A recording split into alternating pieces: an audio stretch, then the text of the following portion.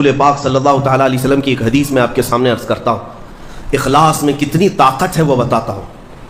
حضور اکرم صلی اللہ علیہ وسلم فرماتے ہیں، صحیح حدیث ہے یہ، 3 لوگ سفر پر تھے، 3 دوست تھے، یہ تینوں سفر پر تھے اور یہ پہاڑوں کے راستے سے جا رہے تھے۔ ایک پہاڑ کے غار میں ان لوگوں نے پناہ لینے کے لیے تھوڑی دیر آرام کیا اور بارشیں شروع ہو گئیں، طوفانی بارش، اور ایسی بارشیں آئی کہ پہاڑ کے پتھر کھسکنے لگے اور ایک بہت بڑی چٹان کھسک کر کے یہ غار کے منہ پر آ کر گر گئی۔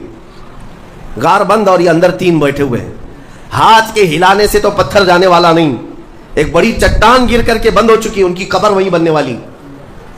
3 لوگ ہلا کر کے کیا ہٹا سکتے تھے؟ اب تینوں لوگوں نے کیا کیا؟ میرے آقا صلی اللہ علیہ وسلم فرماتے ہیں تینوں رونے لگے کہ اب ہماری موت یہیں پر ہونے والی ہے، ختم ہے، لیکن اس سے پہلے چلو اللہ کی بارگاہ میں اپنی زندگی کی کوئی ایسی چیز ہو جو تم نے خالص اس کے لیے کیا تھا، اس نیکی کو وسیلہ بنا کر کے دعا کرتے ہیں، دیکھتے ہیں پتھر ہٹتا ہے کیا۔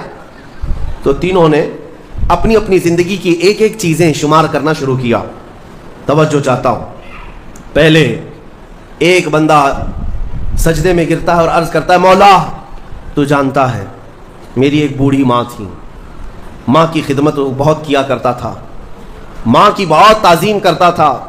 ایک دن رات کو جب میں گھر پہنچا تو میرے پاس صرف 1 روٹی تھی اور تھوڑا سا دودھ تھا۔ میرے گھر کے کئی بچے تھے، بچے بھی بھوکے تھے، لیکن میری ماں بوڑھی تھی، تو میں جب بھی گھر رات کو پہنچتا پہلے اپنی ماں کو کھلاتا، اس کے بعد اپنے بچوں کو کھانا دیتا۔ اس دن ایسا ہوا کہ میرے پاس صرف 1 روٹی اور تھوڑا سا دودھ تھا، ماں بھی بھوکی تھی اور بچے بھی۔ بچے آ کر لپٹ گئے، کہنے لگے کہ ہمارے لیے کھانا، بھوک کی شدت ہے۔ میں نے بچوں کو تھوڑی دیر کے لیے بٹھایا گھر کے باہر اور اس روٹی کو چور کر دودھ میں اپنی بوڑھی ماں کو کھلایا۔ میری بوڑھی ماں جو بھوکی تھی وہ پوری روٹی کھا گئی اور پورا شکم سیر ہو کر وہ دعا کرتے ہوئے سو گئی۔ اس رات کو میں بھی بھوکا رہا، میرے بچے بھی بھوکے رہے، ہمارے گھر میں اس کے علاوہ کوئی کھانا نہیں تھا۔ اے رب ذوالجلال، میں نے اپنی ماں کے ساتھ یہ جو حسن سلوک کیا خالص تجھے راضی کرنے کے لیے، خالص تجھے راضی کرنے کے لیے۔ مولا اگر یہ میری نیکی تجھے پسند ہے تو یہ چٹان کو ہٹا دے۔ وہ دعا کر رہا تھا، چٹان تھوڑی کھسک گئی، اپنے آپ کھسک گئی، لیکن اتنی نہیں کہ وہ نکل سکیں۔ دوسرا جو ساتھی تھا وہ سجدے میں گرا اور وہ دعا کرنے لگا۔ یہ پوری حدیث پاک موجود ہے جس کو میرے آقا نے بیان کیا۔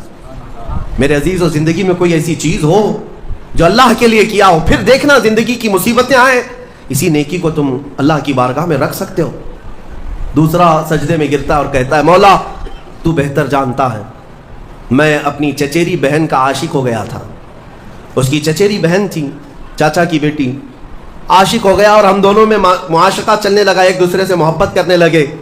ایک دن ایسا آیا کہ ہمارے گھر والے اور اس کے گھر والے سب باہر چلے گئے، ہم دونوں تنہا رہ گئے اور ہم دونوں ایک کمرے کے اندر آئے۔ ہم دونوں نے گناہ کرنے کا ارادہ کر لیا، شادی تو نہیں ہوئی تھی، نکاح بھی نہیں ہوا تھا، دونوں کھڑے ہوئے، گناہ کرنے کا ارادہ ہی تھا کہ ہم دونوں کو اچانک خیال آیا میرا رب دیکھ رہا ہے۔ ہم کپڑے اتارے اس کے سامنے جو ہمارے دلوں کے حالات بھی جانتا ہے، تو وہ میری چچیری بہن وہ بھی رونے لگی، میں بھی رونے لگا اور ہم ایک دوسرے کو ہاتھ نہیں لگائے۔ مولا اس زنا سے اور اس بدکاری سے اگر میں بچا تھا تو میرے رشتہ داروں سے ڈر کر نہیں، خالص تیری رضا کے لیے، کہ مولا کریم کے اس سلطنت کو میں اپنے گناہوں سے پامال نہیں کروں گا۔ تو جب یہ وہ کہنے لگا اور عرض کیا، مولا اگر میں وہ رات گناہ سے بچاؤں، تیری بارگاہ میں میرا وہ بچنا پسند ہے تو اس چٹان کو تو ہٹا دے۔ حدیث پاک میں چٹان اور کھسک گئی۔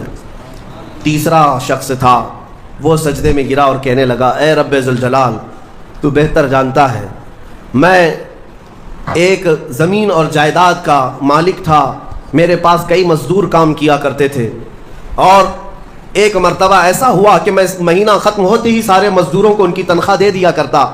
ایک مزدور ایسا ہے جو اپنی تنخواہ لیے بغیر چلا گیا، ایک مزدور تنخواہ لیے بغیر چلا گیا اور اس کی تنخواہ میں نے سنبھال کر رکھی اور اس سے ایک بکری خرید لیا۔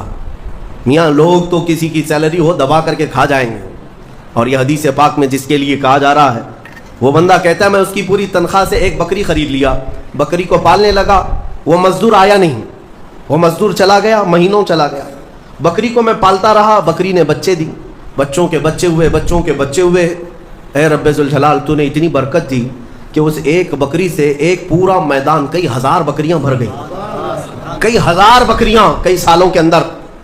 وہ ان بکریوں میں نہ کسی کو بیچتا تھا نہ کسی کو ذبح کرتا تھا، سب بکریاں رکھا۔ کئی سالوں کے بعد اچانک وہ مزدور واپس آیا اور اس نے آ کر مجھ سے کہا کہ مالک میں آپ کے ہاں خدمت کرتا تھا، آپ کو یاد ہے کچھ سالوں پہلے میں نے اپنی تنخواہ چھوڑ دی تھی، 1 مہینے کی تنخواہ نہیں لیا تھا؟